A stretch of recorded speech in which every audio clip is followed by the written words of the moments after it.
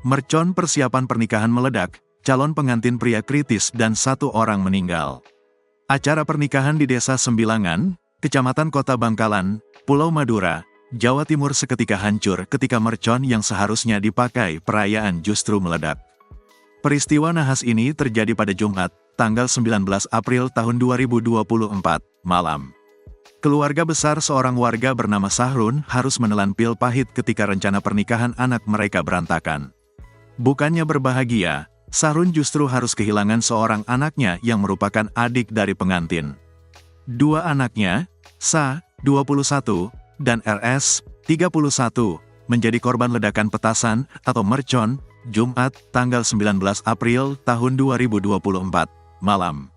Sa meninggal dunia di RSUD Siam Rabu Bangkalan, sementara sang kakak, RS kondisinya kritis dengan tubuh luka bakar hingga 50%. Sang kakak yang kritis merupakan calon pengantin pria yang seharusnya menikah pada Minggu, tanggal 21 April tahun 2024. Isak tangis mulai terdengar lirih begitu mobil ambulan yang membawa korban meninggal dunia Sa memasuki halaman masjid untuk disalatkan. Selain Sa dan RS, sepupu dari kedua korban yakni MT, 26, juga dirawat karena menderita luka bakar 30%. Ledakan terdengar sampai radius 2 km, yang banter 1 kali ledakan. Membuat mercon untuk dijadikan mantenan adiknya, Sa, yang meninggal merakit.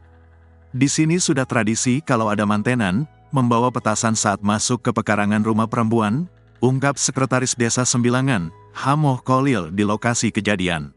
Informasi yang dihimpun Tribun Madura dari warga setempat mengatakan, rencana pendirian terop untuk pernikahan korban RS dilakukan pada besok, Sabtu, tanggal 20 April tahun 2024, pagi.